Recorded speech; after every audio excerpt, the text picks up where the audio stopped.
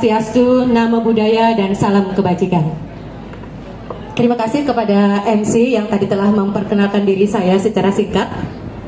Pohon pepaya tiada berduri. Cakep. Minta cakepnya ya Bunda ya. Bungas ya, ya bungas ya. Oke. Pohon pepaya tiada berduri. Tumbuh bersama pohon mahoni. Nama saya Linda Sari yang akan memandu acara ini. Terima kasih bungasnya Linda. Kita semua bungas di sini ya. Oke, selamat datang pun kami ucapkan kepada rekan-rekan perempuan-perempuan hebat Samarinda yang tergabung dalam organisasi keperempuan di Kota Samarinda. Hari ini merupakan kebanggaan buat kita bersama bisa hadir bersama-sama dalam rangka kegiatan yang akan dilakukan kerjasama antara KPU dan juga Forhati. Makan bubur tercampur cumi, makan lombok sakit perut ini. Terima kasih banyak dari kami sudah berkenan hadir pada acara hari ini. Sosialisasi dan pendidikan pemilih dengan tema peran perempuan dalam mendorong partisipasi pemilih dalam Pilkada tahun 2024 di Kota Samarinda. Sebagai informasi awal, rekan-rekan ibu-ibu dan remaja putri, bahwa menurut data KPU di Kota Samarinda, jumlah pemilih di Samarinda mencapai 612.072 orang dengan jumlah pemilih perempuan sebanyak 301.640 orang atau setara dengan 49,28%. Sedangkan jumlah pemilih laki-laki sekitar 308.427 orang atau setara dengan 50,39%. Jika dilihat dari jumlah ini, maka pemilih laki-laki dan pemilih perempuan bisa dikatakan berimbang. Dengan jumlah pemilih perempuan yang banyak ini, kita sebagai perempuan-perempuan Kota Samarinda ini dapat menjadi pelopor suksesnya pemilu kada 2024. Dan juga karena memang jumlah pemilih kita ini lebih banyak, terdiri dari ibu-ibu dan remaja putri, di tangan kita lah nanti penentu pembangunan daerah 5 tahun ke depan. Mau dibawa mana daerah kita? Apakah akan maju atau malah sebaliknya? Baiklah kawan-kawan, rekan-rekan, ibu-ibu, bunda-bunda, saya ada pertanyaan. Silakan Bapak Ibu atau Ibu-ibu berdasarkan pengalaman pribadi atau informasi yang didapatkan, dalam pikiran Bapak Ibu, dalam pikiran Ibu-ibu, apa yang tersirat, apa yang terpikir dengan kalimat peran perempuan dan tantangan dalam pemilu? Apa yang terlintas di pikiran Bapak Ibu-ibu sekalian dengan kalimat peran perempuan dan tantangannya dalam pemilu? Silakan, ada yang mau berbagi? Oke, di belakang, saya langsung ke belakang saja ya. Silakan Yunda. Terima kasih. Nama saya Marfuah. Saya perwakilan dari Forhati Kaltim dan teman-teman dari BKW. Apa yang dimaksud dalam kalimat peran perempuan? Peran perempuan dalam pemilihan adalah berperan sebagai pemilih yang aktif dan bertanggung jawab, memanfaatkan hak pilihnya yang paling sesuai dengan visi dan misi dalam aturan, serta kita mempunyai naluri bahwa mempunyai kita hak warga Indonesia ada wajib untuk berperan aktif di dalam pemilihan ini, terutama warga Indonesia ya. Jangan gebut, sayang, itu kan 5 tahun kita adakan sekali. Memilihlah dalam hati kita. Terima kasih Mbak Linda. Wassalamualaikum warahmatullahi wabarakatuh. Waalaikumsalam. Terima kasih Linda. Selanjutnya masih ada kawan-kawan yang lain yang ingin berbagi atau pengalaman pribadi selama mungkin 5 tahun kemarin pernah menjadi pemilih. Apa sih tantangannya? Oh iya, silakan. Di tengah ini Kak ada. Oh iya, boleh di tengah. Yang mana? Saya Ci Widiani dari BKW, perwakilan organisasi Ikatan Bidan Indonesia Provinsi Kalimantan Timur. Peranan wanita sangat berperan karena di rumah tangga wanitalah biasanya yang berperan terhadap keluarga, sehingga melalui wanita kita harapkan advokasi bagaimana menghadapi pemilu yang akan datang. Tantangannya tentu banyak, varian dalam rumah tangga begitu besar, sehingga bagaimana bisa mengakomodir semua keperluan untuk mensukseskan pemilu 27 November 2024. Terima kasih. Terima kasih Yunda. Ada satu lagi ya, silakan untuk Bunda yang di tengah, untuk yang terakhir.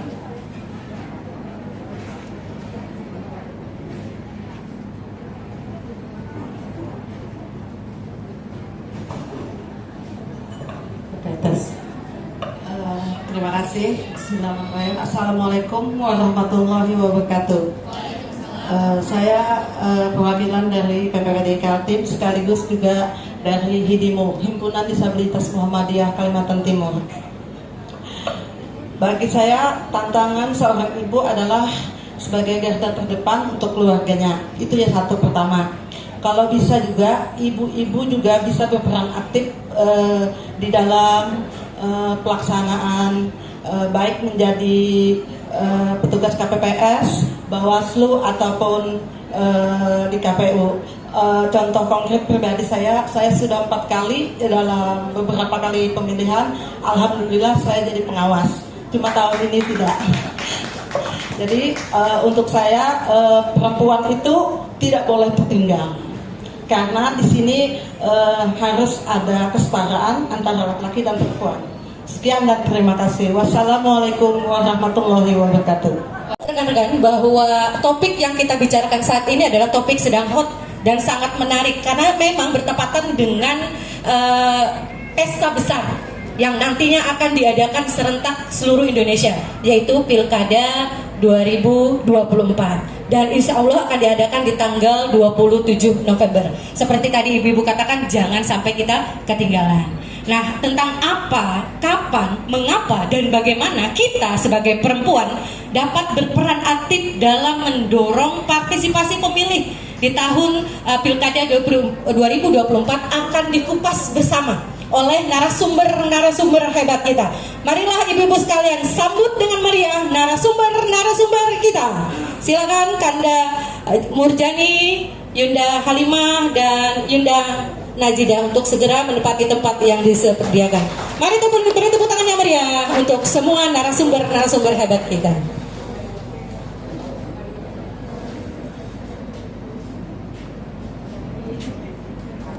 Memang nyata ya, fakta. Beliau ini cakep sekali. Cover boy pada zamannya. Sekarang jadi apa? Yuk Kanda, bukan cover boy lagi. Cover boy, kompor ya. Oke. Untuk pemateri pertama kita berada di tengah ya. Beliau adalah Bapak Dr. Haji Murjani Zuhri SHMH.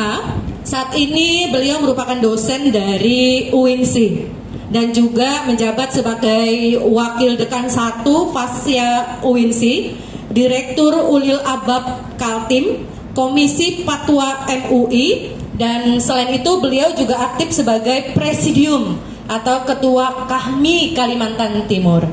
Nah, kemudian beralih kepada narasumber kita yang kedua, Yunda yang cantik jelita di ujung sana sebelah kiri. Beliau adalah Ibu Siti Halimah SAG MPD, merupakan Kepala Sekolah SMP Negeri 46. Beliau juga guru ya Ibu, bergerak di bidang pendidikan.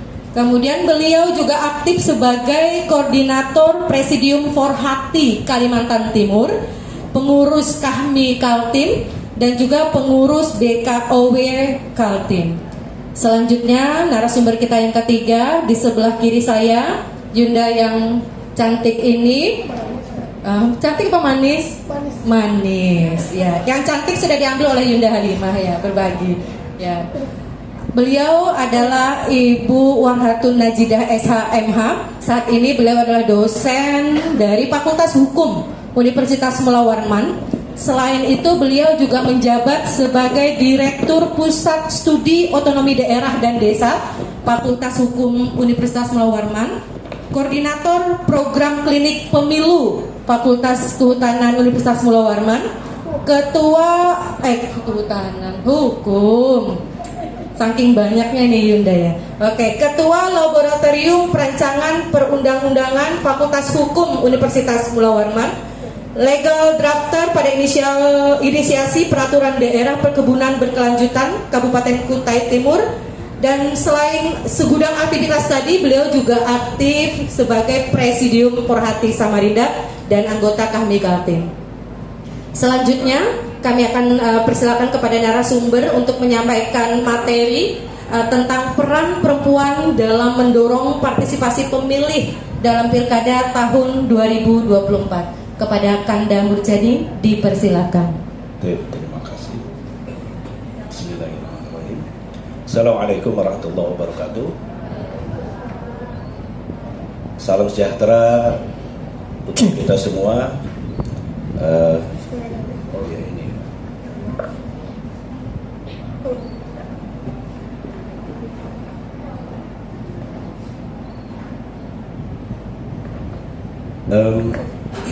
Izinkan saya untuk sharing pada kesempatan hari ini. Yang pertama, terima kasih kepada KPU Kota Samarinda, Dinda Justin dan jajarannya yang sudah memfasilitasi kegiatan ini, dan ini merupakan kegiatan yang luar biasa. Porhati Kahmi Samarinda, terima kasih, dan segenap hadirin.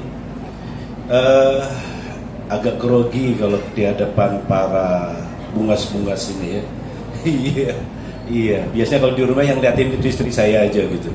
Iya. Kalau yang ini, wah, banyak mata yang melihat. Ya, izinkan saya sekedar menghantarkan karena ada dua narasumber kita yang lebih representatif untuk mendiskusikan isu tentang peran perempuan ya. Tapi setidaknya saya mulai dari isu secara kuantitas.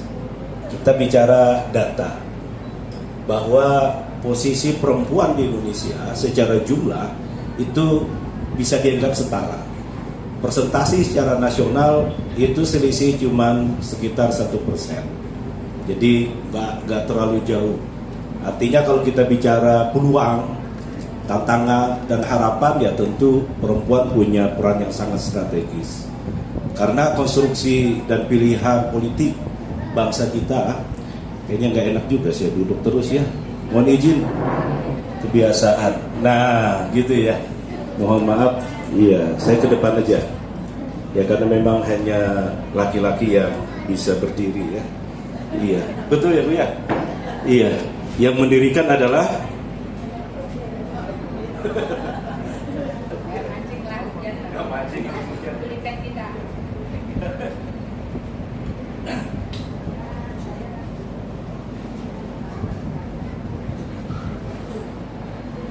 baik, dari sisi posisi negara tentu kita sudah sangat memahami konstruksi dan paradigma berdemokrasi. Demokrasi itu dari kita, oleh kita, dan untuk kita. Artinya kepentingan yang dibangun dalam proses demokrasi adalah kita. Kita adalah satu. Dan di sini kita bisa melihat bahwa sederhana untuk mengukur demokrasi Indonesia. Setidaknya saya mengungkap ada 4 kriteria. Yang pertama, regulasi. Tahapan proses, jadi saya langsung fokusnya ke pemilu ya. Tahapan proses pemilu itu diatur dengan aturan yang konkret, jelas. Siapapun bisa melihat. Dan aturan mainnya dari undang-undang tentang pemilu, PKPU dan sebagainya itu sangat terbuka. Dan itu diatur sedemikian rupa, termasuk kuota perempuan yang 30%. Ini sedemikian rupa artinya apa? Dari sisi regulasi, Indonesia sudah meletakkan posisi negara hukum sebagai acuan dalam proses berdemokrasi. Artinya ada norma yang diikuti. Yang kedua, bahwa setiap tahapan pemilu berdasarkan asas-asas kepemiluan. Kalau dulu cukup jujur dan adil, sekarang tidak. Ada akuntabel, pertanggungjawaban dari proses itu. Terus yang kedua, yang selanjutnya adalah bahwa demokrasi itu dari proses, karena kita sudah memilih proses adalah pemilu secara langsung, maka proses yang dilakukan itu pun secara langsung. transparan ya. Yang ketiga, pengaturan pemilu terakses dengan baik. Informasi, keterbukaan informasi, bahkan dari catatan kami mengamati lembaga negara yang paling terbuka informasinya diantaranya adalah KPU. Itu luar biasa. Aplaus dulu untuk KPU. Jadi keterbukaan informasi itu meniscayakan kita mendapatkan akses informasi yang clear untuk kebutuhan masyarakat. Yang keempat adalah bahwa pengaturan proses penyelenggaraan pemilu mengandung sistem penyelesaian penyelenggaraan. Ada kesalahan, laporkan, dapat sanksi. Ada Mahkamah Konstitusi, wadah kita untuk melakukan persengketaan dalam pemilu, kita bisa lakukan. Dan setiap warga negara equal, semua setara. Artinya apa? Negara kita hadir dalam konteks negara hukumnya.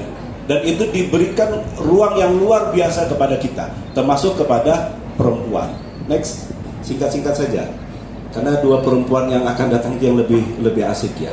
Oke, Pilpres kita beberapa waktu yang lalu sudah mencatat DPT kita untuk kota Samarinda itu 6.000 sekian. Ada peningkatan hampir 8.000. Artinya apa? Ada dua aspek di sini peningkatan jumlah DPT kita. Yang pertama itu remaja pemula yang berhak mencoblos itu pada usia tanggal 27 itu 17 tahun. Yang kedua, ada beberapa warga yang pindah ke daerah sini yang kemudian dia berhak untuk memilih. Sehingga apa? Pembaginya di situ selisihnya 4.782. Ini menunjukkan jumlah yang tidak terlalu signifikan. Artinya laki dan perempuan itu setara di sini secara kuantitas, Cuma nanti kita lihat next sedikit, saya bicara angka dulu. Nah, DPRD Samarinda, nah ini dilihat ini. Oke, jumlah anggota Dewan DPRD Samarinda itu 41 orang. Perempuannya hanya 4 orang. Artinya minim sekali. Peluangnya luar biasa, tapi akses untuk bisa masuk ke sana itu sangat berat sekali. Indikasinya apa? Bisa dilihat dari aspek betapa persoalan tadi, isu-isu tentang kodratnya dan lain sebagainya. Kalau dilihat di provinsi 55 anggota DPRD-nya hanya 8, berarti sekitar 14,54% saja keterwakilan perempuan, jauh dari angka 30%. Padahal dari sisi kuantitas kita luar biasa dan kita yang menentukan. Kalau ibarat kata suara ya, seimbang ini, perempuan kalau peduli dengan perempuan, pilihannya mungkin kalau semuanya berpikir perempuan harus mewakili aspirasi perempuan, yakin itu jumlahnya bisa seimbang. Kan begitu, ini logika ya, logika sederhana. Maka lantas kemudian faktor apa yang melatar belakangi kenapa secara kuantitas kita tidak bisa memenuhi hanya 30% saja belum penuh. Kan persoalan tuh. Problem dasarnya itu letaknya di mana? Saya membaca ada beberapa faktor ya. Yang pertama dari isu stigma sosial. Seakan-akan perempuan itu lemah dan sebagainya. Sebenarnya ya, ini kalau kita mau jujur membaca ulang tentang sejarah budaya kita, orang sering menyalahkan budaya patriarki. Secara pribadi saya tidak setuju dengan itu. Kalau kita, ini udah hitam ya, tegak bunyi kutai ini, kalau bunyi kutai. Kalau kita lihat istana keraton Kesultanan Kutai, itu posisi raja dengan ratu itu setara. Mohon maaf, setara dia. Kalau raja di sebelah kanan, sebelah kirinya istrinya. Ini menunjukkan egaliternya kita, masyarakat kita di sini. Ini kalau kita lihat dari aspek itu sudah jelas. Dari aspek budaya yang lain, misalkan tentang pembagian harta. Harta istilah orang Jawa itu ada harta gonogini. Itu bagi dua. Ini menunjukkan perempuan itu setara dengan laki-laki. Sedangkan isu patriarki, saya membaca ini isu politik sebenarnya, gitu loh ya. Jadi seakan-akan perempuan itu gilirannya kasur, enggak seperti itu. Pola yang dibangun masyarakat kita sebenarnya itu sangat egaliter. Dalam hal mencari nafkah, semua diberi kesempatan yang sama. Maka kemudian isu itu tidak relate lagi sebenarnya. Tapi kita sudah dicekokin sedemikian rupa sehingga apa tertanam di pandangan pikiran kita bahwasanya perempuan itu lemah. Enggak. Seharusnya tidak kan gitu. Buktinya tadi yang bisa mendirikan ya perempuan dah. Iya. Fakta ya. Iya, pengalaman semua kan gitu. Ya laki-laki bisa berdiri karena didirikan gitu kan. Begitu. Makanya hanya laki-laki yang bisa berdiri ya. Ya oke. Kesetaraan gender, doktrin agama versus budaya. Saya memahami agama Islam, mohon maaf, karena saya Muslim, saya kutip beberapa ayat di dalam Al-Quran justru lirijali nasibu maktasabu nisai nasibu maktasabna. Ini satu ayat saja. Bagi laki-laki, bagi perempuan, apa yang dia hasilkan baginya. Dan itu tidak ada pembeda antara laki perempuan. Kalau perempuan beribadah, sholat berjamaah, pahalanya sama. Gitu kan? Wudunya juga sama. Aktivitas semuanya sama. Artinya apa? Dari aspek agama pada dasarnya tidak ada alasan orang mengatakan gara-gara agama yang kemudian mendegradasi posisi perempuan. Tidak. Hak warisnya sama. Semua mendapatkan hak waris. Sedemikian rupa ya. Oke. Dari jaminan perlindungan hukum jelas Indonesia sudah membuka dan perlindungan hukumnya sudah clear. Hak 30% itu kan proses sebenarnya. Meskipun secara pribadi saya melihat seharusnya tidak dibatasi lagi 30%. Silahkan terbuka karena kita semuanya egaliter gitu. Nah, tinggal persoalannya adalah dalam hal kompetisi dalam konteks politik, ini menjadi persoalan. Kadang kita itu dibebani oleh pandangan diri sendiri yang menganggap kita lemah. Harus dilindungi, harus diapresiasi. Ini menjadi persoalan internal kita sebagai perempuan. Oke. Nah, upaya mendorong peningkatan partisipasi politik perempuan dimulai dari apa? Saya sepakat dengan pendidikan keluarga. Pendidikan keluarga. Bagaimana pola asuh kita dalam keluarga? Kalau kita membiasakan anak kita diberikan kesempatan untuk menyampaikan pendapatnya secara demokratis, itu juga bagian dari politik. Pendidikan politik.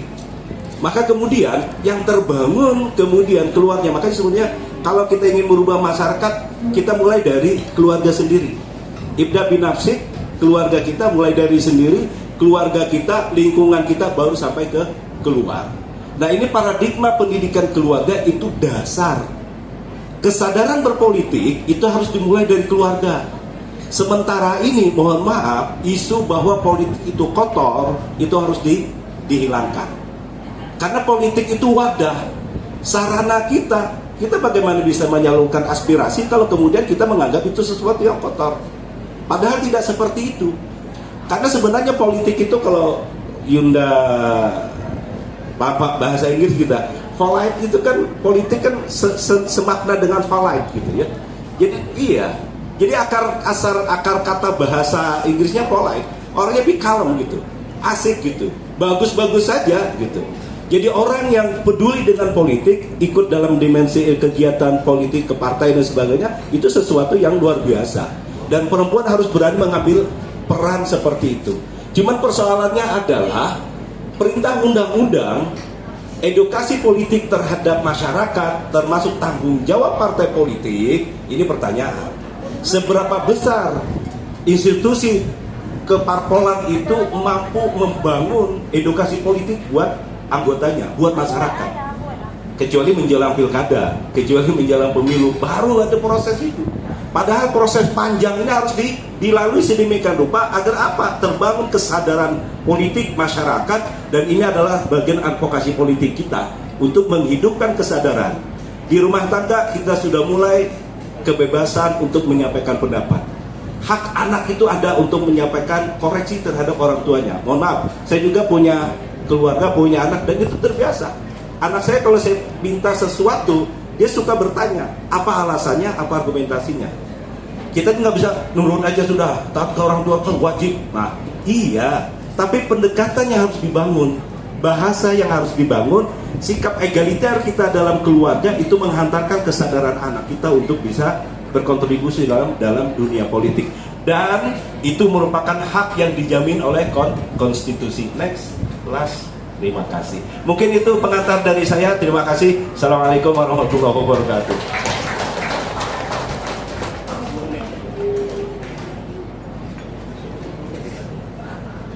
Terima kasih Kanda Murjani. Selanjutnya Yunda Halimah dipersilakan.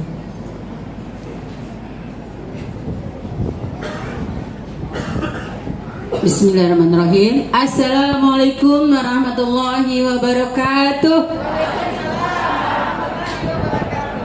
Apa kabar Ibu hebat hari ini?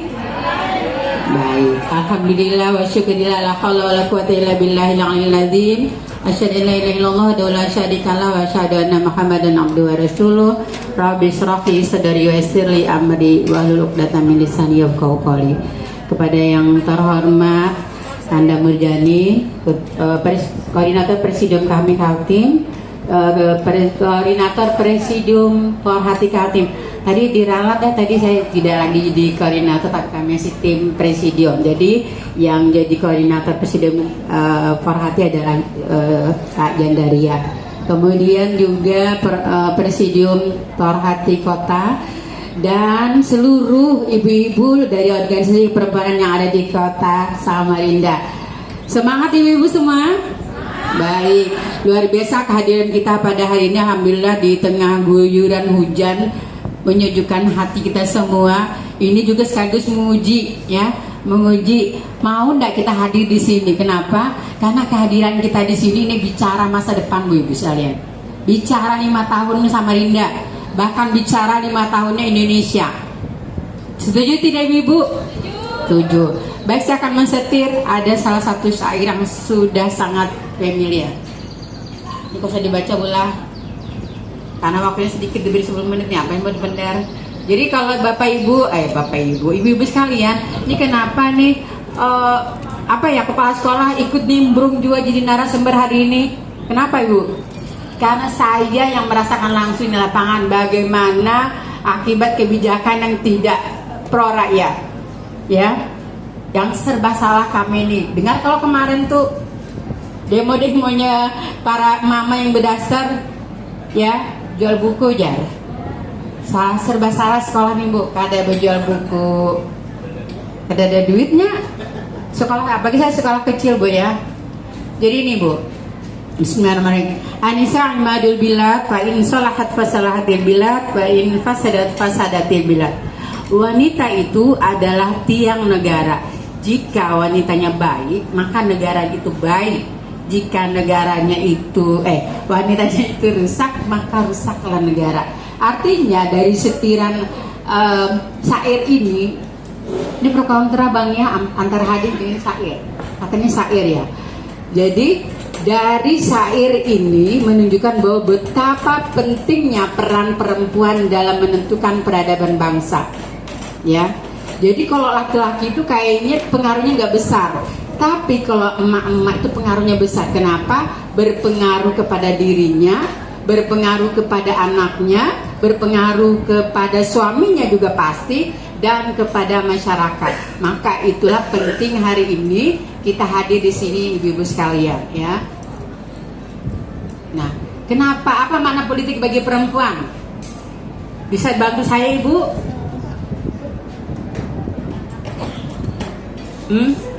Bisa Ibu, apa makna politik kalau bagi perempuan? Bisa angkat tangan? Ada enggak mersendes dari KPU nih? Bagi yang bertanya. Yang sederhana aja Bu, gak usah ngali-ngali. Apa Bu? Pentingnya makna politik bagi perempuan. Kita buka, cantikan aja Bu. Ya. Jadi politik itu dipahami sebagai proses pengambilan keputusan. Jadi Bapak Ibu sekalian atau Ibu sekalian, makna politik bagi kita itu adalah proses kebijakan, proses keputusan itu bagi bangsa ini, khususnya kota Samarinda, itu bermula dari pemilu kada. Ya, salah pilih, salah 5 tahun ke depan. Kemudian politik berlangsung dalam kehidupan sehari-hari, termasuk ruang private. Betul tidak Bu? Tadi sudah disampaikan sama koordinator Presidium bahwa kebijakan itu bukan hanya berimbas kepada politik saja, kepada pemerintah saja, tapi kepada ruang privat kita. Contoh gas, ya Bu. Nggak usah harga barang ada aja, syukur sudah kita ini sudah nenteng 3 kilo kemana-mana, udah dapat pula. Pusing tidak Bu? Pusing, gara-gara gas urusan yang lainnya terabaikan. Berikutnya, perempuan politik meliputi formal maupun non formal. Ini tadi sudah dibahas. Jadi Bapak Ibu sekalian atau Ibu sekalian, Kalau hari ini kita jangan berpikiran bahwa politik itu kalau kita jadi anggota dewan atau seperti Indah Yusi tadi jadi KPU. Tidak, ibu sekalian, ada peran strategis oleh ibu-ibu di dalam menentukan arah masa depan bangsa ini, ya. Oke, kita lanjut. Nah, realita tantangan perempuan itu apa aja, Bu? Pertama tadi sudah dijelaskan sama abang tadi ya, masih ada budaya patriarki di masyarakat. Sebenarnya bang, kalau di level atas mungkin sudah tidak ada, tapi adanya di masyarakat, ya. Kadang-kadang begini bu, kita tuh tidak sadar bu, yang membanding-bandingkan anak laki dengan perempuan itu bahaya loh, ya. Kamu nala perempuan main boneka aja, yang laki-laki main mobil-mobilan. Padahal kalau sudah yang besar yang suka mobil siapa kita? Perempuan kan yang suka perempuan cantik, laki. Jadi itu tidak. Jadi itu masih terjadi sehingga secara psikologi itu kalau dari kecil sudah ditanamkan sehingga ketika besar itu tertanam di bawah alam sadar sehingga begini. Aku kan anak perempuan, saya begini aja udah cukup, nanti juga akan menikah. Bahkan ada bahasa begini, kuliah itu menunggu jodoh. Ya, tapi alhamdulillah bapak saya tuh bu, di kami berempat tuh perempuan disampaikan begini, kamu harus kuliah, harus bekerja. Kenapa? Karena hidup ini kita tidak tahu, bisa cerai hidup atau cerai mati. Ya, makanya KDRT sekarang terjadi itu pasrah karena dia merasa tidak bisa apa-apa kalau diceraikan sama suaminya. Tapi kalau ibu-ibu atau perempuan yang sudah independen woman atau independen money, kecil aja, kan ampihan-ampihan gulik aja ke rumah. Aku masih mampu berdiri di atas kaki sendiri. Tujuh tidak ibu? Tujuh. Keren. Ini kayaknya demo deh ini di depan. Ya lanjut mindset. Jadi mindsetnya kita ini kadang-kadang pasrah gitu. Nah, soalnya biar aja sudah itu urusan bapak-bapak. Padahal tadi kita sudah dari awal sudah dijelaskan dampaknya salah kebijakan itu imbas kepada kita. Karena kita yang pegang kendali rumah tangga bu, ya. Pendidikan, kesehatan, kemudian perekonomian, bahkan sembako, ya. Itu berasa banget kalau ibu-ibu duitnya segini, gajinya nggak naik-naik, tapi biaya meningkat seperti itu. Lalu kurangi kesadaran dan pemahaman perempuan, ya. Tadi sudah dijelaskan dari awal, ya. Kita lanjut. Nah, apa urgensinya pendidikan politik bagi perempuan? Nah, apa pentingnya kita berada di sini? Ya. Nah, pendidikan politik mewujudkan peran politik perempuan dalam kehidupan bermasyarakat, berbangsa dan bernegara menuju terwujudnya tatanan masyarakat. Jadi ibu-ibu sekalian, pendidikan politik ini bagi ibu-ibu itu imbasnya bukan hanya diri kita yang hadir di sini, tapi nanti ngepek kepada orang-orang di sekitaran kita. Karena posisi kita ini sangat strategis, ya. Jadi ibu, istri, anggota masyarakat. Nanti kita lihat datanya nih, ya. Berikutnya, menyeimbangkan kekuatan emosional dan rasional bagi kaum wanita. Nah, jadi kita ini dikatakan perempuan itu adalah makhluk yang baperan.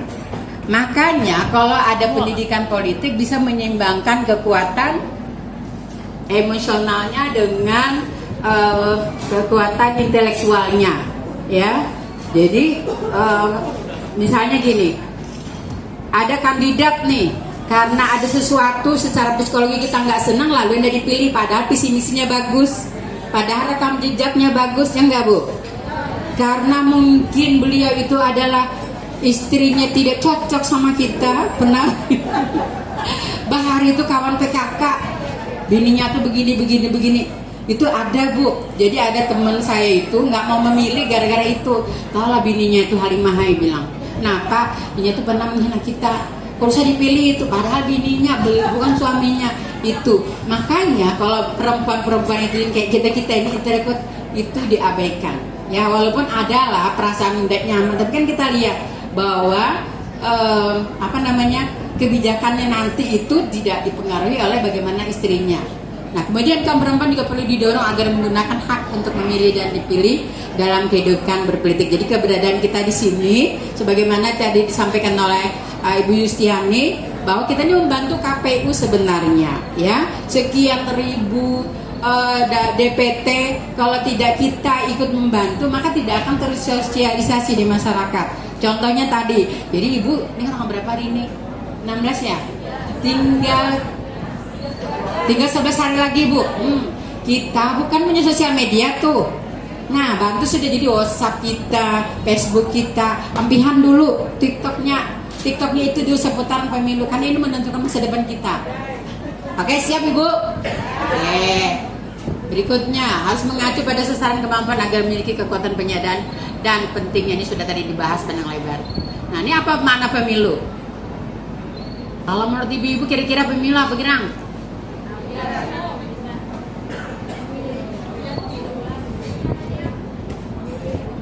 Pemilih apa aja lagi selain memilih pemimpin? Pesta demokrasi ya, apalagi? Ya, penentu masa depan 5 tahun ke depan. Ya. Pertama ini pesta rakyat tadi ya. Ya. Nah, ibu-ibu sekalian, tak apa disebut pesta rakyat, tapi jangan juga saking euforianya lupa dengan esensinya apa, Girang, pemilu, ya kan? Jangan fokus dengan bagi baju kaos, ya kan? Fokus dengan datangnya si artis, ya. Lupa yang esensinya apa, Girang, kita di pemilu, ya kan? Saya serius nggak mengatakan kadang-kadang begini, jangan pesta rakyat ini kayak apa ya, menghipnotis kita bahwa sebenarnya begini maksudnya itu ya, pesta rakyat itu supaya jangan kita ini serius banget sampai pejakutan. Bisa serumah tuh beda pilihan berkelahi. Jadi pesta rakyat itu sesuatu yang menyenangkan, tapi kita serius, ya itu maksudnya kira-kira. Yang pestanya yang di garis bawahi bola, bersenam hari Minggu, siapa kandidatnya, tapi itu lupa. Baju kaosnya berbagi, oke lah, merchandise-nya dibagi-bagi, apa-apa. Tenang aja kita, senang aja. Nah. Tapi pemilu adalah masa depan bangsa dalam kurun waktu 5 tahun. Ya, oke. Nah, apa sih faktor-faktor rendahnya partisipasi perempuan? Apa ya coba? Kenapa tadi itu sudah disampaikan bahwa 5 tahun yang lalu partisipan pemilu itu cuma 52%. Kira-kira apa, Bu? Biasanya dipengaruhi oleh kepala keluarganya, apalagi Bu? Sibuk. Apalagi Bu, yang belakang, halo. Nah, bikin seseorang kita. Gimana Bu? Yang dirasakan kelupaan bisa juga itu yang sibuknya, ya. Atau apalagi yang berada di pinggiran-pinggiran kota yang jauh dari informasi, ya. Kemudian makanya saya lihat di KPU di mana-mana disebarkan itu spanduk-spanduk bahwa jangan lupa tanggal 27 November kita ikut memilih supaya golputnya bisa ditingkatkan lagi. Oh, stop lagi. Golputnya bisa ditekan lebih rendah ya. Tadi targetnya 78%. Nah, belum maksimalnya sosialisasi pendidikan politik dan pendidikan pemilih. Belum maksimal, artinya kita tidak menyalahkan KPU karena memang KPU kan terbatas ya, makanya kita ini diundang ya, bagian dari apa ya namanya istilahnya, perpanjangan lidah dari KPU seperti itu. Berikutnya, pemilu sekedar pesta rakyat 5 tahunan, ada itu ya, latah, yang penting dapat baju kaos, dapat merchandise, kelihat artis idolanya, selesai sudah habis kan, ingat tanggal 27 November. Nah, rugi partai yang membayar. Berikutnya, pemikiran yang pragmatis. Pragmatis itu artinya sekedar nyoblos aja, itu bang pakai perasaan, yang penting datang, ada nyaman dengan KPPS, sudah diundang Pak RT, kalau nggak datang tuh gimana gitu. Tapi tidak punya apa ya namanya pilihan yang berkualitas itu siapa kira yang mau dipilih. Nah itulah. Berikutnya, terjebak tradisi serangan pajar. Sudah itu. Ya, yang tadinya si A bayar serangan pajak berubah pilihan lah, padahal kalau dihitung-hitung sedikit aja Bu ya. Berikutnya mana lagi nih, nyendat. Nah, bagaimana Pak yang menumbuhkan kepekaan sosial dan politik perempuan? Kita ngeping-ngeping Bu, kita kan perempuan. Melakukan pengembangan kecerdasan spiritual di mana botol menciptakan manusia dalam keadaan yang sama. Ya, bahwa kita itu jangan berkecil hati. Kita ini punya peran hebat sebagai ibu. Perempuan itu disebut dengan rahim peradaban. Perempuan itu disebut dengan madrasatul ula. Pendidikan awal itu ada pada ibu, ya kan Bu? Nah, waktu pemilihan presiden kemarin tuh, anak saya tuh nelpon, "Mak, itu siapa mau dipilih?" Hebat kan? Kalau mamanya bingung, nggak tahu siapa yang mau dipilih, semangat aja naik. Karena mamanya kada belajar dan menyimak itu, nah apa yang ada di debat kandidat itu, ya, itu. Padahal pilihannya satu, gara-gara sedikit aja akhirnya berubah. Lalu sampaikan ke anak, "Nak, pilih aja sini, kenapa? Karena visi misinya jelas, rekam jejaknya jelas." Tuh, kalau mamanya kada belajar, ntar lagi kan naik. Karena ada mama juga bingungnya mau dipilih karena tidak menyimak tadi tuh. Jadi ibu, kalau ada debat kandidat dihadiri, diikuti. Kalau nggak sempat nonton TikToknya, kalau nggak sempat lagi YouTube-nya ada, ya kan? Sambil berlipatan didengari siapa yang mau dipilih kira-kira, ya. Jadi kita bikin Bu, supaya kita tuh cerdas jadi anak-anak. Nah, kamu tuh milih si A, kenapa visinya begini? Jadi kita tuh bergaya. Oh, mama pun hebat, walaupun cuma sekedar kisahnya gitu.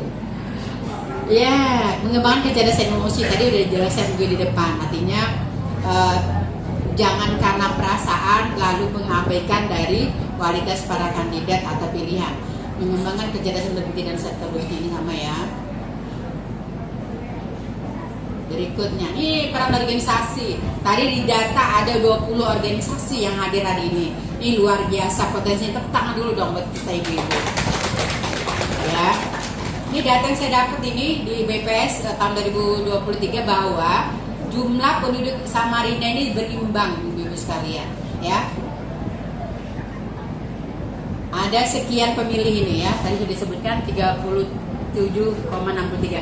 Nah, ibu-ibu yang punya handphone segini Bu, 79,77 yang punya handphone. Artinya itu Bu, biar kita kalau bisa berjalan menenangkan dengan handphone aja, bisa grup kok, grup keluarga, grup PKOW, grup Porhati, grup macam-macam organisasi muslimah dan sebagainya, itu dimanfaatkan. Wah, ini sambil berbaring-baring aja kita bisa sudah berkampanye ria, ya. Nah, ada organisasi, ada 40 organisasi yang saya dapat kemarin di webnya BKW, ya. Belum lagi dengan bubuhannya perkumpulan pengajian, majelis taklim, PKK dan sebagainya, grup senam, grup apa dan grup apa, belum lagi realnya. Itu bisa jadi lahan-lahan kita untuk berkampanye, mensosialisasikan. Nah, susah kalau Bu? Enggak. Dengan HP kita ini, Masya Allah, dengan HP ini sudah belanja game. Dengan HP, awal-awalnya ada belanja kisah nih Bu. Mama saya tuh waktu zaman COVID itu tiba-tiba paket. Kamu ke dimana? Makanya kita berjalan. Tenang aja Mai, berapa aja kita tuh pesan baju dia nih bisa berjalan di pasar pagi berjam-jam yang dicari nggak tahu di mana, belum ketemu, ya kan? Hausnya iya. Nah, berapa aja dengan TikTok selesai urusan baju serumahan, ya. Nah, sama juga dengan ini. Jadi peran kita ini, keluarga kita, teman-teman kita, di mana perkumpulan-perkumpulan bisa kita sosialisasikan minimal kapan tanggal pencoblosan. Jangan golput di depan, itu intinya dulu. Urusan pilihan itu kembali kepada hati nurani masing-masing. Tapi kita tetap juga mengedukasi teman-teman. Nah, ini orientasi pemilih kita nih, nah coba macam-macam lah. Ya, orientasi yang idealnya, ya kan kita ini kan emak-emak yang intelektual nih, ya kisahnya. Rekam jejak kandidatnya, dilihat latar belakang spiritualnya, agamanya gitu maksudnya ya, keluarganya, pendidikannya, pengalaman karirnya. Karena juga itu akan berpengaruh kepada bagaimana beliau-beliau itu akan menjadi kandidat, menjadi pimpinan kita ke depannya. Berikutnya adalah visinya ya, visi kandidat, program kerjanya apa, kemudian kepeduliannya dengan rakyat dan seterusnya. Kemudian program skala prioritasnya apa. Nah, jangan no politik, no money politik. Yang serangan fajar dari Nabu, ya susah ini kayaknya Bu Halimah ya. Nah ini jadi PR Bu. Artinya itu kalau bisa jangan Ada juga yang berprinsip begini, ambil duitnya jangan dipilih orang yang kalau kira-kiranya cocok. Tapi yang bagusnya ujar agama jangan diambil duitnya juga. Ya kan? Istiqomah, konsisten. Pokoknya aku tuh nomor sekian. Apapun yang terjadi lah, bunturkah apakah, pokoknya besok tanggal 27 November aku bilang itu. Kenapa? Karena jelas rekam jejaknya, jelas visi misinya, ya. Lalu, nah ini yang penting adalah kalau mau kita berpolitik, bermani politik, maka kita sesungguhnya menggadaikan masa depan 5 tahun. Bu, saya sudah ngitung-ngitung, Bu. Kalau kita itu kira-kira dapat serangan pajak 500.000, paling segitu kalau Bu. Pernah lah, tapi saya nggak pernah, Bu, serius. 500 misalnya, saya hitung-hitung bagi 365 kali 5 tahun, ya Allah berapa aja, Bu? Bagi 365 hari yang setahun itu cuma 1369. Mah rendahnya kualitas kita tuh kalau sampai dirupiahkan seperti itu, ya. Jadi ibu-ibu sekalian, siap untuk tidak bermani politik? Siap. Di samping itu karena berkah aja, Bu, duitnya 500.000 serius. Nah, baik dimakan bawa ke mana ini? Apa kira namanya nih? Kafe inilah 500.000 bisa jadi apa serumahan lah. Bulik-bulik sakit perut. Kada berkah tuh Pak duitnya. Tapi kalau misalnya nanti sudah jadi baru kita diberi oleh kesannya tuh lah seperti itu. Nah, badatun taibun barabun gobun. Jika kita semua ini bekerja sama menjadi pemilih-pemilih yang cerdas, pemilih-pemilih yang berkualitas, insya Allah ini badatun taibatun barabun gobun. Insya Allah kita akan mendapatkan pemimpin yang dari dia Allah menjadikan kota Samarinda yang baik, yang dalam pengampunan Allah Subhanahu wa Ta'ala. Nah, jadi ada dalam ayat itu, innallaha la yughayyiru ma biqaumin hatta yughayyiru ma bi anfusihim. Kata Allah, sesungguhnya tidak akan aku rubah nasib satu kaum kalau dia sendiri tidak merubahnya. Jadi itu kembali kepada kita, pemimpin. Kata Rasul, pemimpin itu tergantung siapa yang dipimpinnya. Kalau kita salah pilih, maafkanlah 5 tahun kita menikmati, ya, seperti itu. Alhamdulillah. Terima kasih Bapak Ibu, khususnya Ibu-ibu sekalian, para praktisi, para organisasi yang hadir pada hari ini. Kurang lebihnya mohon maaf. Bila taufiq wa hidayah. Wassalamualaikum warahmatullahi wabarakatuh. Waalaikumsalam. Beri tepuk tangan yang meriah untuk narasumber kedua kita tadi. Materinya sudah sungguh sangat menarik sekali ya. Semakin kesini semakin menarik. Kita beranjak kepada narasumber yang ketiga, yaitu Yunda Najidah. Kepada Yunda dipersilakan. Cek. Alhamdulillah, suara saya mudah-mudahan balik.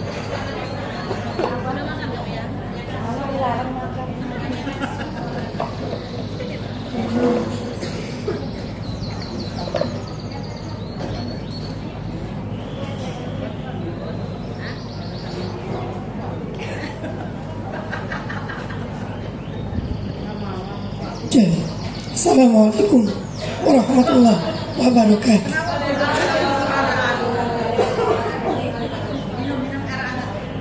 Ini tadi alhamdulillah sudah banyak materi yang sudah disampaikan. Jadi saya boleh lead suara ya ibu-ibu. Bapak ibu sekalian, tadi sudah banyak disampaikan. Saya hanya ingin mengingatkan poin-poin. Samarinda ada di urutan ke bawah untuk partisipasi pemilih. Paling kecil. Saya tidak tahu kenapa. Maka Mulu itu tinggi 75,41%. Kok bisa? Maka Mulu itu Bu, kalau mau ke TPS dia harus mendaki gunung, mengirim bukit gitu kan. Dia lewat sungai dulu, lewat bukit, dijemput yang sepuh, harus Samarinda masih satu RT. Tapi kalau aneh dilihat di Instagram, nanti 27 pasti banyak. Sudah ya, ibu-ibu bapak, sudah ya melaksanakan tugas, tapi cuma segini. Dan Samarinda pernah mengalami 47% saja Jadi antara yang tidak milih dengan yang milih, banyak yang nggak milih. Malas, tidak ada gejala, ya itu aja, atau mungkin terlalu sibuk, masyarakat perkotaan. Nah, mengapa penting Bapak Ibu sekalian? Penyelenggara itu peserta pemilu, kita bandingkan organisasi perempuan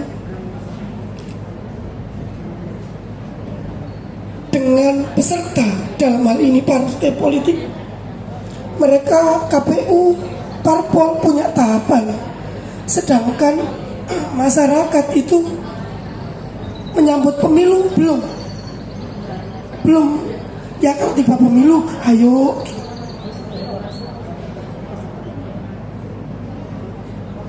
Untuk menghadapi pemilu masyarakat itu ya di tahun itu aja. Makanya kadang-kadang mempersiapkan kader itu ya pas waktu pendaftaran.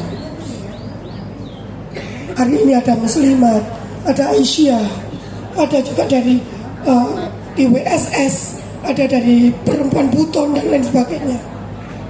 Kalau memang punya kader untuk diajukan 5 tahun ke depan, siap-siapnya hari ini. Ibu-ibu itu harus bestie. Woman support woman. Asalkan apa? Dia jempol, bukan begini. Iya loh. Ini bagian dari perempuan. Dan kita butuh sumber daya manusia yang terus update, belajar bareng-bareng. Next, Marinda. Lah, kita ini kadang-kadang sering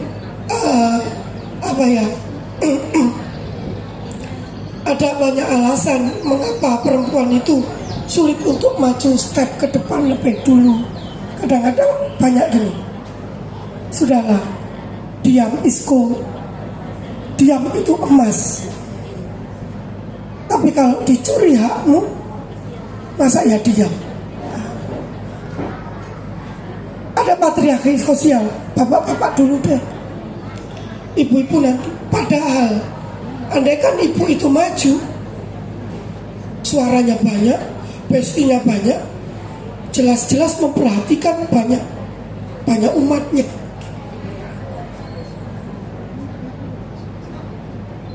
Internalis, aduh, opo itu internalis misogini.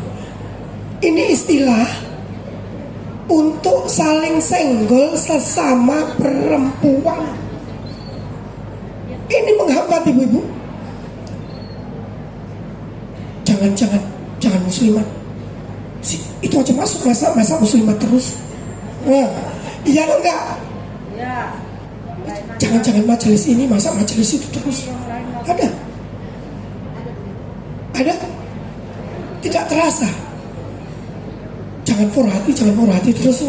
Forhati aja terus. Mau sekali-sekali sini. Padahal dibicarakan boleh.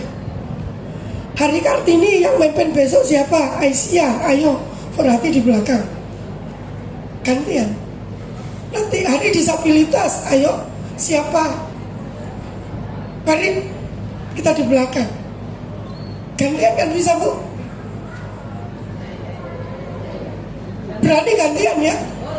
Berani dong. Iya. Ada persatuan wartawan. Hari apa yang maju ini? Misogynity itu kadang-kadang. Misogynity itu ibaratnya. Jangan, karena apa? Dia kok kayak cowok,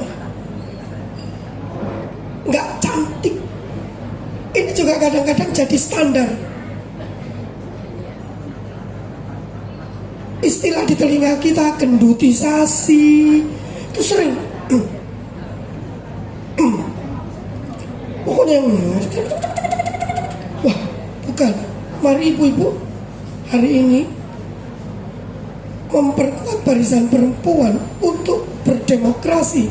Itu tidak bisa 1, 2, 3 atau seminggu selesai. Butuh waktu yang lama, butuh latihan yang lama. sehingga bergantian, sehingga tidak kehilangan generasi, tidak kehilangan kader untuk menggantikan posisi ke depan, untuk tidak bingung kenapa memilih si dia. Begitu, Ibu.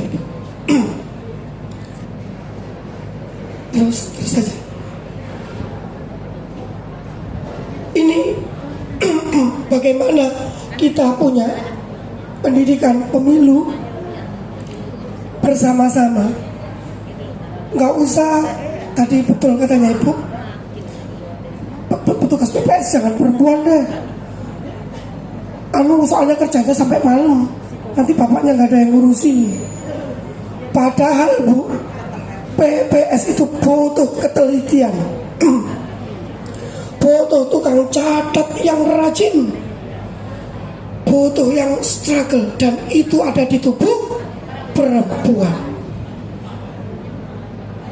Iya kan? Ini kenapa hari ini kita masih ada di ranah-ranah semacam itu? Relawan, sosialisasi. Nah ini hari ini masih banyak kondisi kita tentang tolak money politik itu masih bingung. Kalau money politiknya menyamar jadi yang lain-lain, charity, sedekah, ayo diundang pengajian sedekah haul untuk bapak ibu yang sudah meninggal. Tapi kenapa surat yasinnya itu gambarnya yang mau nyalon, bukan yang sudah meninggal? Ini kan lucu gitu kan. Kadang-kadang ada juga yang minta apa hijab, nanti dipilih, masa milih karena hijab, minta ini yang kadang-kadang kita masih harus berjuang di ranah itu. Satu lagi Bu yang harus dipelajari, hoax. Salah satu yang menjadi perempuan itu saling bergeser adalah hoax. Karena apa? Memang jarang baca buku.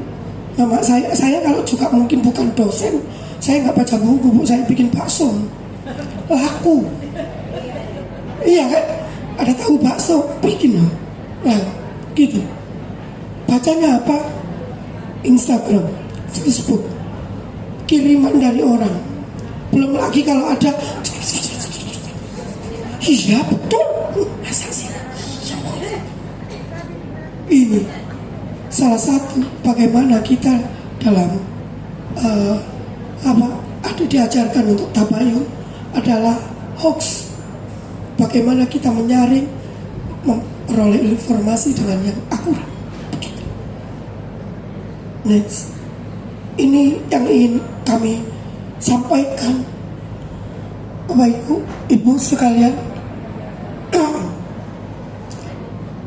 menciptakan mekanisme partisipasi perempuan di organisasi masing-masing. Saya titik betul bergantian untuk berpartisipasi. Jadi grup jangan dibiarkan sepi. Kalau ada yang angkat tangan, siapa mau jadi tilawah hari ini, jangan dimarah, jangan diketawain ya Bu kalau jelek.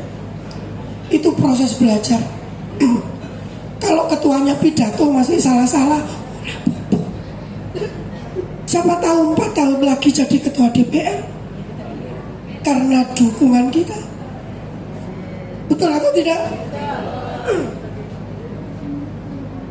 Kadang-kadang kita karena Najidah, mbok yo kamu cantik-cantik dikit gitu loh, belum ini terus nggak dipilih. Padahal kecerdasan itu ada di sini, ketulusan hati emak-emak itu ada di sini, bukan di sini. Ini yang harus dimiliki oleh perempuan-perempuan Samarinda. 51% kita naikkan, insya Allah 78. Kata KPU targetnya segitu. 5 tahun lagi siapa tahu punya anggota dewan 10 atau 15 dari 41 kursi. Begitu. Kita tunggu organisasi perempuan menelurkan kadernya. untuk bisa dipilih oleh perempuan-perempuan lain di Samarinda. Mungkin ini yang bisa saya sampaikan. Saya bermohon kondisi hari ini tidak memungkinkan.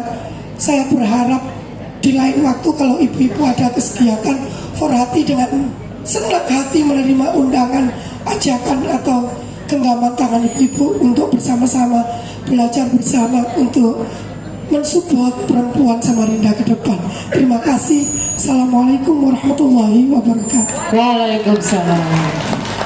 Beri tepuk tangan yang meriah. Walaupun Yunda Najidah ini kondisinya sakit, namun beliau tetap meluangkan waktu, semangat hadir di tengah-tengah kita. Beri tepuk tangan yang meriah sekali lagi. Baiklah, ibu-ibu, Yunda-yunda, bunda-bunda, tadi telah disampaikan materi yang sangat luar biasa, sangat menarik, dan saya yakin ini sudah mulai ada pertanyaan-pertanyaan, ada komentar-komentar dari bunda-bunda sekalian. Dari ketiga narasumber tadi telah dipaparkan panjang lebar tentang peran perempuan dalam pendidikan, baik itu secara hukum, kemudian dilihat dari sosial budaya, kemudian bagaimana mengedukasi, bahkan sudah dipaparkan tantangan bagi kita perempuan, tantangan eksternal dan juga tantangan internal. Selanjutnya kita akan ke sesi diskusi tanya jawab. Saya akan mempersilahkan 3 orang pertama untuk bertanya dengan catatan. Bagi yang ingin bertanya atau memberi komentar, dipersilakan untuk angkat tangan sampai dengan dipilih. Ya, jadi nanti saya yang akan memilih siapa yang untuk memberikan pertanyaan. Kemudian sebutkan nama, asal organisasi, dan pilih narasumber mana yang ingin ditanya.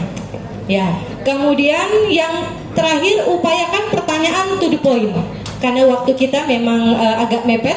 Dan informasi bagi bunda-bunda yang ingin sholat azhar, di belakang ada musola, bisa bergantian agar kegiatan kita ini tetap juga terlaksana, sholat kita juga tetap terlaksana. Dipersilakan untuk 3 penanya pertama, yang kedua, ada lagi, silakan yang ketiga. Ibu sebutkan nama, asal organisasi, kemudian narsum mana yang ingin ditanya. Terima kasih Bapak Ibu sekalian. Perkenalkan, nama saya Triana dari pimpinan daerah Aisyah Kota Samarinda. Ayunda dan Bapak, jadi ketika saya membaca undangannya itu ada tulisannya sosialisasi. Jadi kami itu sekalian menyampaikan bahwa kami punya akun channel YouTube namanya Sang Surya Samarinda. Jadi sebenarnya terima kasih. Kami itu sudah sangat berkeinginan untuk membantu KPU, terutama untuk mensosialisasikan acara ini. Itu sebabnya saya dengan senang hati membawa peralatan ini. Jadi untuk teman-teman yang lain yang belum berkesempatan untuk hadir, semoga nanti bisa untuk menyimaknya di akun kami. Nah, itu yang pertama. Kemudian yang kedua, mencermati tadi dari paparan ini, saya sebagai seorang perempuan itu sangat setuju banget ibu-ibu, bapak-bapak. Mungkin bapak-bapak nggak ngalamin, tapi bagi kami perempuan itu ngalamin banget. Mungkin usul kalau ditambahkan bahwa cara berpikir perempuan itu agak sedikit berbeda dengan laki-laki. Kalau laki-laki mungkin pakai logika dan lain-lain, tapi saya mencermati yang budaya patriarki itu memang iya nyata ada.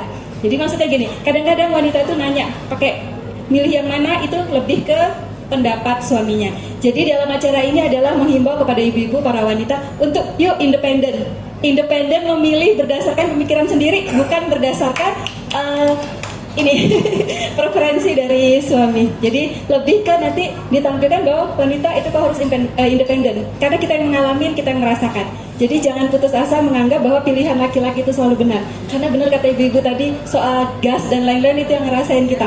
Pilihlah dengan hati nurani. Jadi lebih ke esensinya bahwa memilih ya, tapi independensi perempuan lebih ditekankan. Itu saran dari kami. Ya. Ya, terima kasih. Assalamualaikum warahmatullahi wabarakatuh. Oke, pertama dari Ibu Triana, perwakilan dari pimpinan Aisyah Samarinda, ini berupa ajakan ya, Bunda, ajakan dan saran kepada kita perempuan-perempuan. Selanjutnya untuk yang kedua, silakan.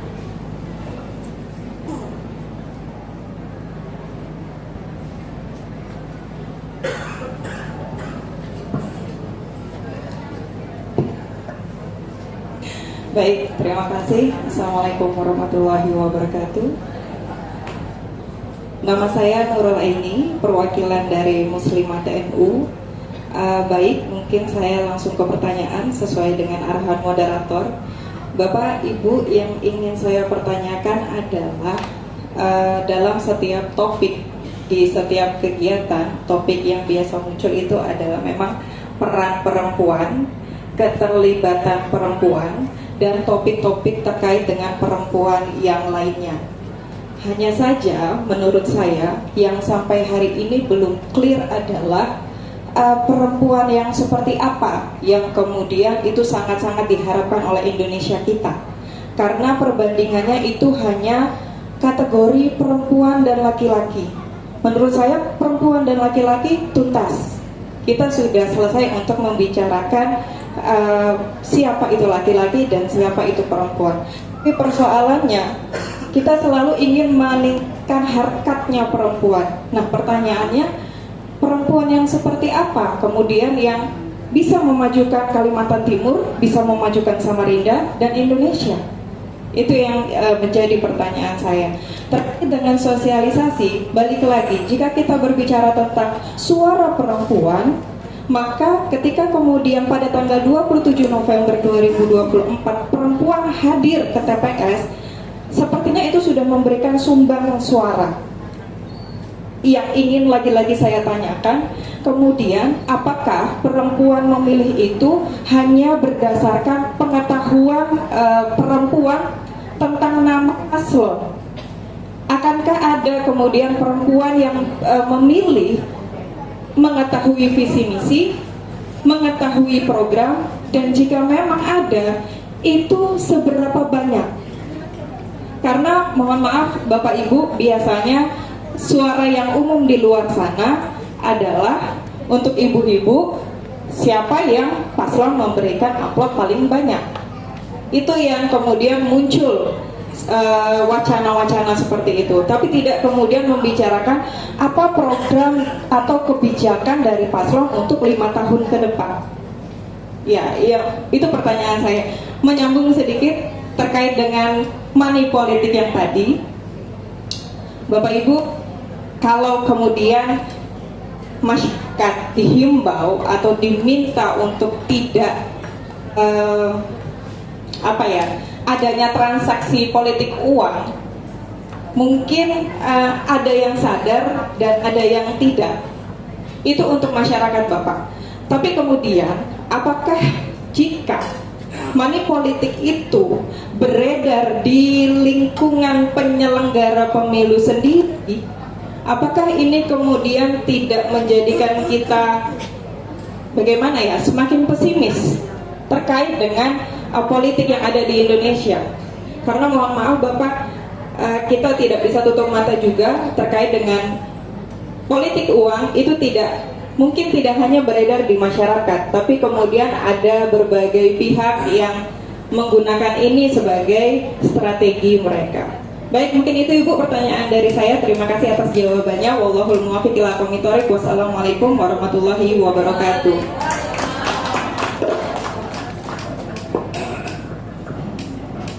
Semakin menarik ini pertanyaannya ya. Oke, kita lanjut ke yang ketiga tadi Ibu ya.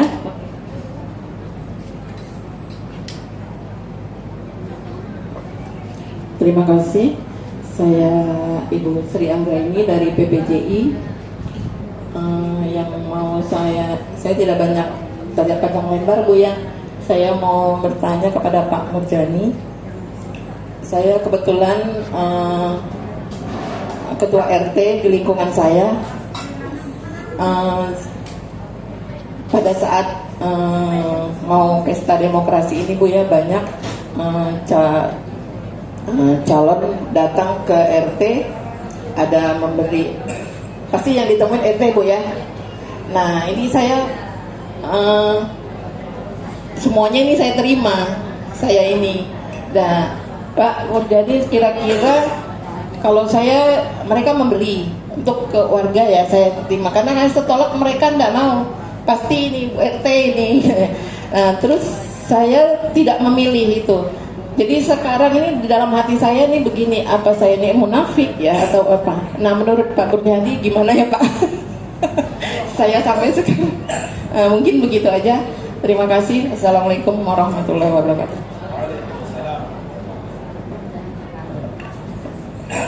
Oke, kita cukup untuk 3 pertanyaan dulu. Yang pertama ya. Baiklah narasumber, ini tadi yang pertama merupakan ajakan atau saran dari Ibu Triana bahwa kita harus independen, kemudian pilihlah dengan hak nurani. Kemudian beranjak kepada pertanyaan dan juga ini saran dari Bu Nur Aini, perwakilan dari Muslimat NU. Nah, dari Bu Nur Aini ini tadi mengatakan jika perempuan itu memilih ataupun dipilih, perempuan seperti apa sih yang kira-kira cocok buat kita Samarinda dengan background latar belakang pendidikan perempuan-perempuan Samarinda, kira-kira yang bagaimana yang patut untuk menjadi pemimpin atau yang nanti dipilih, yang ke depan bisa diharapkan memajukan Kaltim atau Samarinda.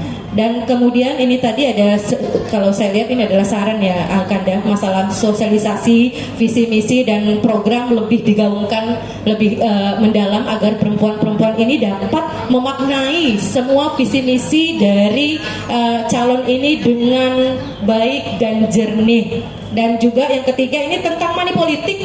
Jadi ini mungkin pikiran dari kawan-kawan, kenapa jadi malas datang ke tempat pemilihan umum? Karena berpikir paling kita juga kalah dengan orang yang duitnya banyak, ngapain datang ke TPU, ujung-ujungnya juga kalah. Nah seperti itu, pikiran begitu tuh masih banyak terlintas, bahkan kita perempuan pun seperti itu. Jadi akhirnya memilih untuk tinggal di rumah. Seperti itu. Silakan siapa yang mau untuk menjawab untuk pertanyaan 1, 2. Oh ya, satu lagi tadi dari Ibu Sri Anggra ini perwakilan dari PPJI. Beliau adalah RT. RT ini serba salah ya, didatangi oleh semua calon. Datangnya nggak tangan kosong, amplop segepok, ditolak sayang, diterima mubazir, dosa dan sebagainya. Jadi Ibu serba salah nih, gimana sih harusnya sebaiknya? Ya mungkin ada saran-saran dari para narasumber, dipersilakan. Terima kasih. Luar biasa. Aplaus untuk kita semua. Oke, terima kasih. Izin saya berdiri kembali biar terlihat gantengnya. Gitu ya. Soalnya di sini bunga-bunga semua katanya. Oke, saya sepakat dengan Yunda atau Bunda dari Aisyah tadi. Independensi penting gitu. Dan perempuan yang seperti apa untuk yang kedua, yang teredukasi, yang paham. Kalau bahasa fikih yang saya pahami adalah tamyiz dia, mumayyizah. Jadi seorang perempuan itu dia harus mumayyizah dalam konteks politiknya. Sementara ini, mohon maaf, kita tidak bisa membedakan yang hak dengan batil. Itu persoalan. Kita seakan-akan politik itu persoalan dunia. Padahal dalam doktrin agama, politik atau kepemimpinan itu salah satu sesuatu yang bersifat, meskipun itu fardu kifayah, tapi itu mutlak, mengikat kita sebagai umat yang beragama. Jadi buang jauh-jauh paradigma politik itu kotor. Satu. Yang kedua, itu kaitannya dengan money politik nanti. Bagaimana independensi kita? Kalau kata bunda-bunda atau Yunda mengatakan bahwasanya yang merasakan gas itu mahal, segala-galanya, itu yang lebih parah lagi bapaknya. Karena diminta lagi, Pak, gas mahal, Pak, uang naik, Pak, semuanya kan begitu. Ujung-ujungnya bapak-bapaknya juga yang kena. Artinya apa? Ini rasa bersama, tanggung jawab bersama. Konstelasi politik kita saat ini memang tidak baik-baik saja, tanda kutip. Transaksional itu meniscaya. Biaya politiknya teramat besar. Biayanya besar sekali. Maka kemudian dalam proses kontestasi itu ada budget yang luar biasa. Mohon maaf ya, untuk penyelenggaraan kita saja yang seperti ini, negara sudah dibebani biaya sudah besar untuk pesta demokrasi. Tapi kemudian kita jangan putus harapan untuk membangun satu pemahaman. Mulai dari keluarga, sekali lagi, mulai dari cara berpikir kita tentang politik. Clearkan politik ini adalah alat. Sekali lagi, alat. Demokrasi adalah alat, bukan tujuan. Tujuan kita adalah kesejahteraan. Tujuan kita adalah kemakmuran, keadilan. Maka kalau demokrasi itu dibangun atas dasar kesadaran masyarakatnya, saya yakin jumlah yang hampir setara laki perempuan, perempuan itu punya nilai tawar yang sangat tinggi. Kalau kemudian dia teredukasi, perempuan yang pembelajar, dia mau membuka informasi, cakrawala berpikir dia, dan tadi sekarang ini era digital, semua informasi bisa terbuka. Tadi Aisyah sudah buka apa namanya Yunda? Sang Surya Samarinda. Sang Surya gitu ya. Gitu. Itu satu media yang kemudian kita tercerahkan dengan itu. Terlepas pilihan kita siapa. Karena apa? Apatisme itu ibarat kata, mohon maaf, terhadap sesuatu yang sifatnya batil, kita diam, itu sama dengan istilah orang klasik itu mengatakan syaitan yang bisu, iblis yang bisu.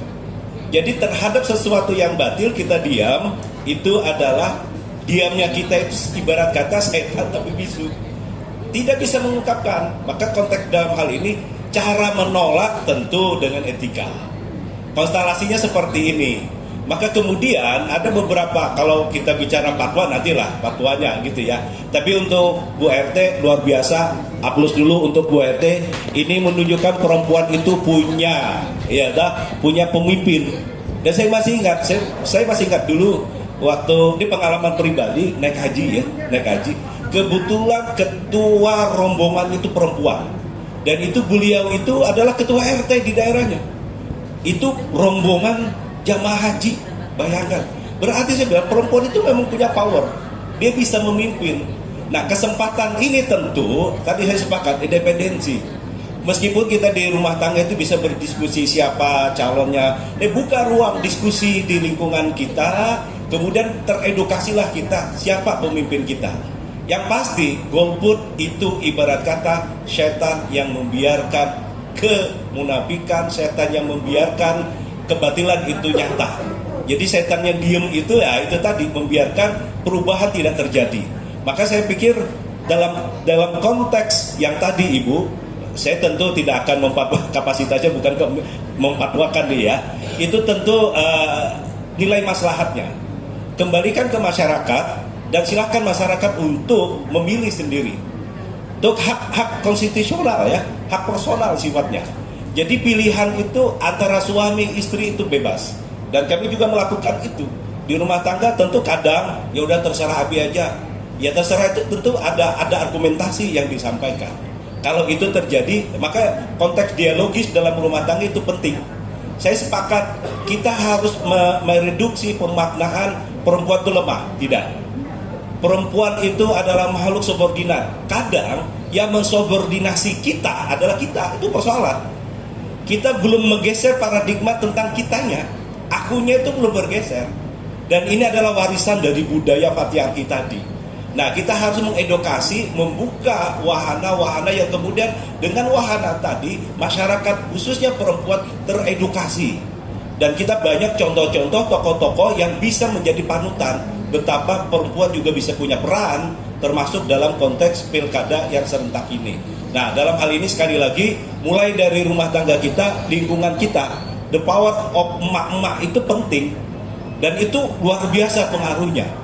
Manfaatkan media sosial untuk mengedukasi sekitar kita, untuk melihat apapun pilihannya, tentu buka cakrawala berpikir kita tentang eksistensi kita. Perubahan 5 tahun ke depan, terkait money politik itu memang isu nasional yang memang agak sulit. Tapi bukan berarti itu tidak bisa diberangus kalau kemudian semua masyarakat kita dicerdaskan, dipintarkan. Ada Patayat, ada Muslimat, ada Kohati, ada BKUW dan sebagainya. Ini kesarana sebenarnya yang bisa mengedukasi lingkungan kita untuk menghadirkan perempuan-perempuan yang dicerdaskan dan tercerdaskan. Insya Allah setelah 5 tahun ini posisi-posisi perubahan itu akan terjadi. Catatan kami tadi, DPRD kota, DPRD provinsi itu jumlahnya tidak memenuhi kuota 30%. Bahkan dalam proses legislasi kita, proses rekrutmen bakal calon itu kadang ya sekedar basa-basi. PKPU kan memberikan catatan setiap dapil itu minimal 30%. Ini aturannya mendorong sedemikian rupa peran perempuan. Tapi kitanya, nilai bargaining kita yang lemah. Maka kemudian edukasi diri kita, maksimalkan potensi kita, bangun jaringan, sekali lagi, bangun jaringan keperempuanan. Ini bagus ini, sebagai komunitas besar, dan ini menjadi jejaring positif. buat saling mencerdaskan, saling mengedukasi, dan membuat perempuan itu punya daya tawar terhadap komunitas yang lainnya. Kita semua adalah mitra. Kalau tanpa mitra sulit terjadi sesuatunya, kan gitu ya. Mitra gitu. Nah, proses dari rumah tangga, lingkungan sekitarnya, anak-anak kita diedukasi dengan baik, maka pendidikan tadi, maka kata bahasa peribahasa al-ummu madrasatul ula. Ibu itu adalah madrasah pertama buat anak-anaknya, buat keturunannya. Kalau kita belajar tentang politik di perguruan tinggi, sekolah-sekolah, ya kita mulai dari rumah tangga kita. Yakinkan bahwa ini adalah proses yang dengan proses tadi akan melahirkan generasi-generasi Aisyah, generasi-generasi Kohati yang bisa menjadi pemimpin masa depan. Itu gambaran dari saya. Terima kasih. Assalamualaikum warahmatullahi wabarakatuh.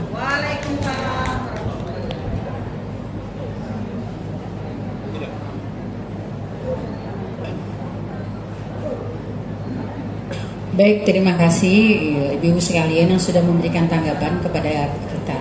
Bahwa ini adalah diskusi kita bersama bagaimana problematika perempuan Indonesia. Tadi sudah disampaikan bahwa sebenarnya peluang-peluang untuk perempuan sangat besar. Tinggal kitanya ini mau tidak berada pada posisi-posisi itu. Nah, itu kembali kepada kita lagi ya. Tadi sampaikan sama Bang Murjani bahwa pendidikan keluarga itu penting, menjadi wadah, menjadi landasan utama bagi kita membangun generasi masa depan ya. Karena memang keluarga itu adalah fondasi awal bagi terbentuknya akidah, terbentuknya kepribadian, terbentuknya kecerdasan sosial bagi seorang anak ya. Jadi tadi ditanyakan dari Muslimat ya, bahwa perempuan standarnya itu yang bagaimana. Kalau kita bicara standar idealnya itu ya, kalau kita khususnya orang Islam ya, standarnya sebagaimana diajarkan oleh para sahabiah ya.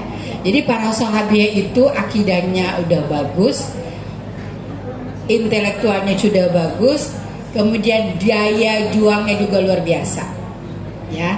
Kita tahu bahwa banyak sejarah di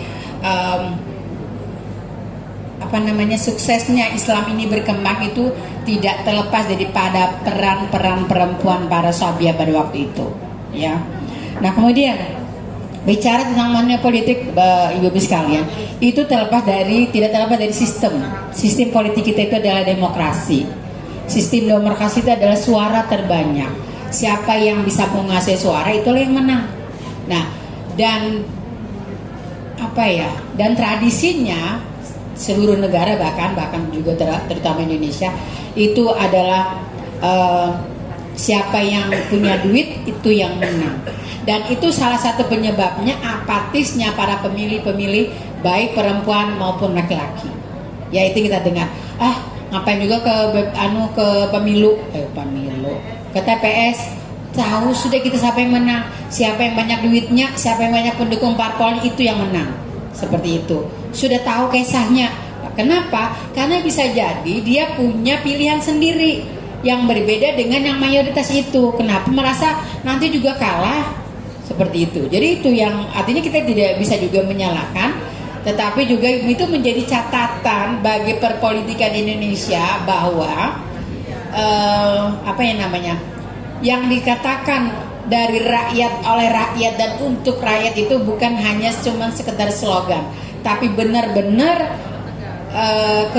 kekuasaan ada di tangan rakyat itu benar-benar diwujudkan, dan itu menjadi PR besar bagi perpolitikan Indonesia. Terima kasih.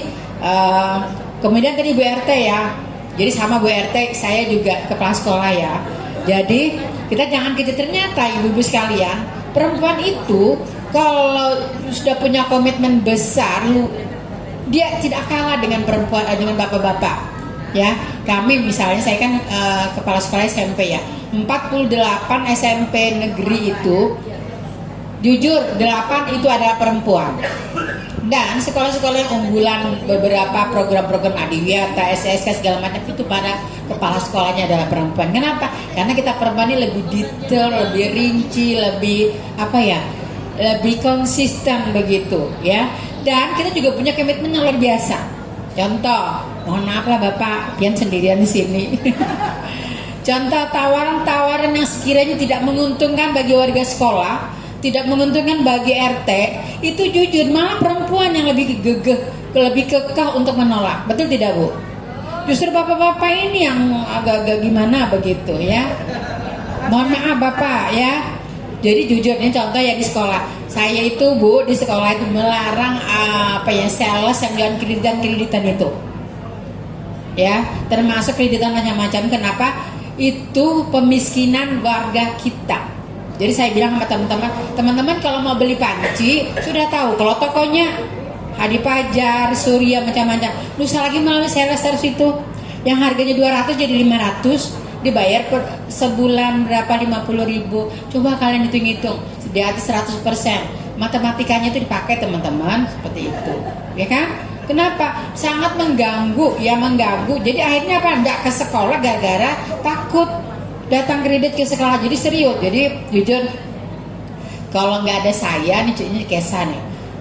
Mereka tuh masuk, tapi kalau sudah tahu ada saya di depan, Mahabulah, saya sekedar ngambil foto aja bahwa kami sudah sampai di SMP Ibu. Kenapa? Sudah paham, saya akan menolak. Jadi saya bilang teman-teman, mau beli panci, di mana panci Hadi Pajar, ke sana langsung, aku bayarkan kreditnya sama Ibu aja. Seperti itu. Kenapa? Meminimalisir hal-hal yang tidak diinginkan seperti itu. Salah satu contoh bahwa perempuan itu sebenarnya kalau sudah punya kapasitas, kompetensi, dia lebih hebat. Mohon maaf lah, dalam segi komitmennya, artinya dari sisi-sisi tertentu lah, tetapi tidak menafikan bahwa laki-laki arijalu kawamuna ala nisa, beliau itu adalah pemimpin kita. Terima kasih. Bila taufiq wal hidayah. Wassalamualaikum warahmatullahi wabarakatuh. Alhamdulillah. Itu ya pertanyaan yang terima kasih Ibu ya tadi dari Aisyah. Support untuk kita semua. Ibu-ibu pertanyaan yang bagus tadi dari muslimah. Terus perempuannya yang kayak apa? Perempuannya itu yang seperti apa? Yang pintar seabrek, yang dokter banyak, yang sugih banyak, gitu kan? Saya punya tips loh. Ada 3 yang kita harus potret dari calon perempuan. Dalam perjalanannya berorganisasi, atau mungkin dia pernah melakukan pekerjaan, dia selalu melibatkan perempuan. Ada pola pikir perempuan, ada sisi-sisi afirmatif, mensegerakan. Contoh, dia pernah pegang proyek. Kadang-kadang, duitnya segini gimana, irit. Mohon maaf nih Pak Murjani, sekali lagi beliau sasaran sansak hari ini. Bikin musola gini-gini, tapi kalau ketua RT-nya dibikin itu kamar mandinya available untuk cek perempuan. Ini bagaimana dia berpikir proyek misalnya, disabilitas bisa jalan. Dia sudah ada di pemikiran yang semacam itu, afirmatif. Kalau dia maju tapi pikirannya masih entar dulu lah, tunggu bapak-bapak, silakan aja maju, kadada saya pilih. Itu. Yang kedua, anggarannya dilihat. Kadang program boleh, tapi anggaran sedikit, percuma juga. Betul. Kalau kita evaluasi kota layak anak, berapa sih APBD-nya untuk layak anak? Organisasi perempuan harus bisa lihat. Jangan-jangan minta proposal untuk stunting susah, iya kan? Dan dia konsisten dalam perjalanannya untuk pelibatan dan merencanakan terkait perempuan. Itu salah satunya. Namun demikian Ibu, perempuan yang maju menjadi pemimpin itu juga berat secara sosial, dan dia tidak merdeka karena masih sangat tergantung pada partai politik yang mengusulnya. Untuk yang saya banggakan hari ini spesial guys, Ibu RT tercinta. Ini bukti kalau cara pandang perempuan itu berbeda. Ada sense krisisnya. itu lebih tinggi, human sense krisisnya itu lebih tinggi. Saat ini saya memahami, saya pernah didatangi juga di kampus Bapak RT yang sedang diperiksa di atas keuangan, padahal dia ujung tombak sekaligus ujung tombak RT itu. Betul nggak Bu? Sri, betul ya? Ujung tombak sekaligus ujung tombak. Saat ini sistem politik kita memposisikan RT itu dalam siklus money politik. Beban parpol datang, besti datang, ya kan? Organisasi datang, nolak, ya Allah, sungkan. Mau dibagi kayak apa? Nggak dibagi, ini duit. Ditanya sama anggotaku, tetanggaku, ya kan? Begitu. Namun tidak sedikit, Bu. Saya pikir ketegasan itu penting. Samarinda ini cukup banyak celah untuk bisa bagaimana mensejahterakan warga. Itu cukup banyak. Kalau Ibu di BPJI, wah pasti udah benderanya berkibar dan emak-emak UMKM-nya luar biasa.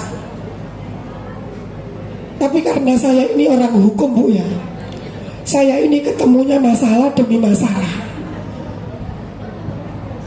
Berbagai kasus begini yang saya bikin sebel, kalau sudah ditangani secara hukum, yang diseret-seret itu RT, bukan pelaku sesungguhnya. Betul? Betul tuh enggak? Kok lirih toh yo? Beberapa kasus ini Bapak Ibu, peristiwa Pramuka, Sempaja Selatan, iya enggak? Kayak Samboja kemarin, itu duit disawer, yang nyawer kena enggak? Tanya Bawaslu, Ibu Sukol, kenapa kepala desa beserta RT-nya saat itu dipanggil juga? Itulah hukum hari ini yang tidak beres ngurusin yang kayak begitu. Sehingga kita jangan tergantung pada hukum, Bu, hari ini. Kesadaran kita sebagai warga negara, sebagai pendidik di rumah, sekaligus pendidik di masyarakat. Khusus untuk Bu RT, mari kita doakan beliau sehat selalu, untuk selalu mensupport kita, memberi contoh kita yang berani. Paling tidak bingung itu menandakan berpikir. For the next kita tegas, ada Bu Sri yang lain. Tepuk tangan Bu Sri. Terima kasih. Dari kondisi hukum Bapak Ibu sekalian, money politik itu yang menjadikan kita hari ini kondisi kita sangat tidak bagus untuk berdemokrasi. Sebagai ibu saya ini was-was. Saya juga pingin anak saya itu jadi gubernur, jadi wali kota, pingin. Insya Allah. Tapi anak saya pinter, anak saya canggih, tapi kalau nggak sugih nggak bisa maju. Iya, betul kan? Kita perangi hari itu mulai hari ini, sehingga anak kita pun ke depan yang pinter, yang soleh, yang solihah, bisa bersaing ke depan tanpa sepeser uang keluar untuk memimpin kota ini. Terima kasih. Assalamualaikum warahmatullahi wabarakatuh. Waalaikumsalam warahmatullahi wabarakatuh. Saya yakin ini masih banyak pertanyaan-pertanyaan, namun apa daya, waktu yang membatasi kita. Nanti di lain waktu mungkin ada kesempatan kita bisa diskusi bersama sebelum waktu pemilihan tiba. Kesimpulan dari tadi siang materi dan diskusi kawan-kawan, bahwa kita sebagai perempuan dalam berpartisipasi pemilu kita bisa menjadi ujung tombak memberikan pendidikan bagi pemilih, menjadi perempuan yang teredukasi dimulai dari diri sendiri, keluarga di rumah dan lingkungan kita. Yang kedua, kita juga berperan sebagai advokasi untuk keterlibatan politik. Perempuan berperan aktif dalam mendorong keluarga, lingkungan, dan sesama perempuan untuk terlibat dalam pemilu sebagai pemilih ataupun calon pimpinan. Yang ketiga, kita berperan sebagai mendorong kesetaraan dalam politik.